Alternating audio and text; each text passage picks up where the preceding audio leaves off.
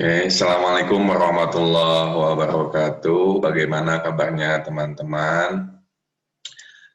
Perkenalkan, nama Bapak Taufikullah Dahlan, SPD MPD, nomor HP Bapak 085222758533, emailnya taufikullah@unpas.ac.id. Nanti Bapak sertakan identitas tersebut. Pada kesempatan ini, Bapak akan mengajar tentang mata kuliah pengembangan organisasi dengan kodenya ada ADPU 4441. Mata kuliah pengembangan organisasi atau PO pada hakikatnya adalah perubahan organisasi. Sebab di dalam pengembangan selalu terindikasi adanya perubahan. Baik itu perubahan dalam kapasitas pemekaran, penambahan unit-unit baru, ataupun dalam kapasitas penciutan. Dalam artian merger, penghapusan unit tertentu, dan sebagainya. Pengembangan organisasi banyak berkaitan dengan ilmu perilaku organisasi. Adapun capaian pembelajaran umum pada mata kuliah pengembangan organisasi, di antaranya adalah mahasiswa mampu memahami dan menganalisis aspek-aspek yang berkaitan dengan pengembangan organisasi, yaitu 1. Tentang perubahan organisasi sebagai suatu sistem yang beroperasi secara dinamis.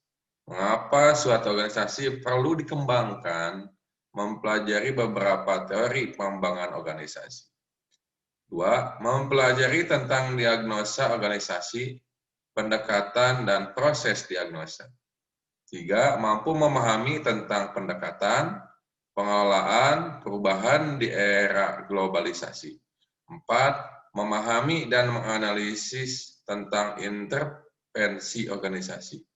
5. Mengetahui tentang konsep pengelolaan sumber daya manusia, SDM, dalam organisasi. 6. Mempelajari tentang fungsi perencanaan strategis dan implementasinya. 7. Mendalami persoalan teknologi dan struktur kerja dalam organisasi, serta konsep teknostruktur organisasi. 8. Memahami bagaimana mentransformasikan organisasi menjadi organisasi belajar. Tutor online ini akan dilaksanakan selama 8 minggu yang terdiri dari 8 materi inisiasi yang sudah disiapkan pada e-learning. Bahan utama dalam tutorial online adalah buku materi pokok atau BMP, mata kuliah pengembangan organisasi PO. Oleh karena itu, sebelum teman-teman terlibat secara aktif pada kelas tutor ini, teman-teman diharapkan telah mempelajari BMP atau buku materi pokok. Jadi dibaca dulu sebelum tutorial. Pengembangan organisasi. Kegiatan yang akan dilakukan mahasiswa selama tutor yaitu 1. Materi inisiasi dirancang sebanyak 8 inisiasi. 2. Diskusi yang terdiri dari 8 diskusi. 3. Tugas tutorial sebanyak 3 tugas yang wajib dikerjakan. Tugas tutorial terdapat pada inisiasi 3, yaitu tugas tutorial 1, TT1, inisiasi 5, yaitu tugas tutorial 2, TT2, dan inisiasi 7, yaitu tugas tutorial 3, TT3. Asesmen hasil belajar dilakukan melalui 8 tugas partisipasi dan 3 tugas wajib. Adapun komponen dan bobot penilaian tutor, partisipasi pasif sebesar 20% jika mahasiswa hanya membaca inisiasi, tidak memberi tanggapan, komentar, dan mengajukan pertanyaan setiap inisiasi. 2. Partisipasi aktif sebesar 50% jika mahasiswa mengajukan pertanyaan, berkomentar, tanggapan, dan pertanyaan mahasiswa lain.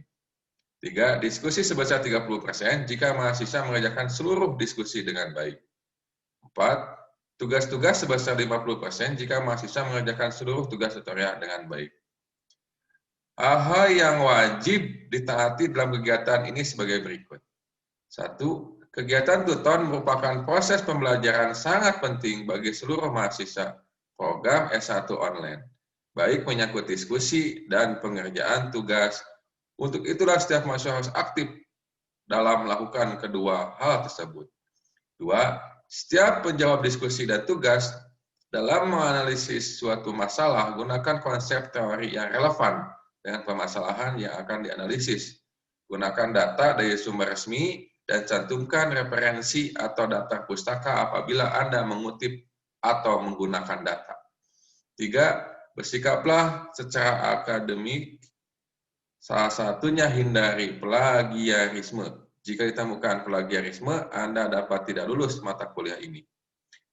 Nah, Bapak berharap teman-teman mempelajari modul mata kuliah pengembangan organisasi PO dan dapat mengikuti serta memanfaatkan tugas ini sebagai sarana untuk memotivasi belajar, di samping sebagai sarana untuk menjalin komunikasi, berinteraksi bagi mahasiswa pada tutor, serta antar semua mahasiswa peserta tutor. Selamat belajar, semoga sukses, panjang umur, sehat selalu, rezekinya banyak, dan mudah-mudahan COVID-19 cepat berlalu. Terima kasih, semangat selalu, sukses selalu.